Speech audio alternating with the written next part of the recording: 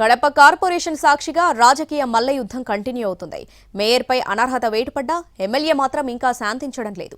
పాత చరిత్ర అంతా తవ్వితీస్తూ ఉండటంతో ఎటువైపు వెళ్తుందన్నది హాట్ టాపిక్ అయింది. గత 20 సంవత్సరాలుగా వైసీపీకి కడప మున్సిపల్ కార్పొరేషన్ కంచుకోట. వైఎస్ కుటుంబీకులు చెప్పిన వారే మేయర్గా ఇన్నాళ్లు కొనసాగుతూ వచ్చారు.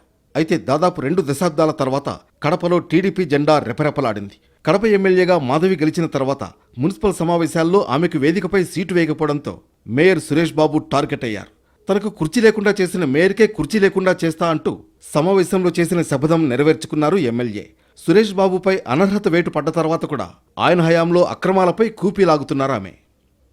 కార్పొరేషన్ జనరల్ బాడీ అనుమతి లేకుండా కోట్ల రూపాయల పనుల్ని ఎలా చేపట్టారు? కౌన్సిల్ సమావేశం ఏ పనులకు ఆమోదముద్ర వేసింది? ఎన్ని కోట్ల రూపాయల అభివృద్ధి జరిగింది అన్న కోణంలో ఎంక్వైరీ చేస్తున్నారు. వైసీపీ నుంచి గెలిచిన 8 మంది కార్పొరేటర్లు టీడీపీలో చేరి మేయర్ అవినీతి చిట్టా ఎమ్మెల్యేకు అందించారన్నది లోకల్ టాక్. ఇప్పుడు ఇదే మాధవికి వజ్రాయుధంగా మారింది.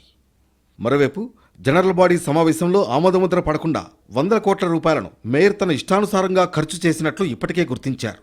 ప్రకృతి విపత్తుల సమయంలో తన అధికారాలను ఉపయోగించి దాదాపు 200 కోట్ల రూపాయల పనులు పర్సంటేజీల కోసం తనకు కావాల్సిన వారికి అప్పగించారన్న ఆరోపణలు వినిపిస్తున్నాయి. వీటన్నింటిపైన ఎంక్వైరీ చేసి వాస్తవాలు నిగ్గు తేల్చాలని ఇప్పటికే ఎమ్మెల్యే అధికారుల్ని ఆదేశించినట్లు సమాచారం.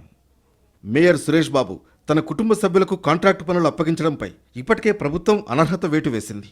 అంతటితో ఆగకుండా గత 10 సంవత్సరాల్లో ఆయన హయాంలో అభివృద్ధి పనుల్లో జరిగిన అవినీతిపై కూడా ఎమ్మెల్యే గట్టిగానే ఆరా తీస్తున్నట్లు తెలుస్తోంది.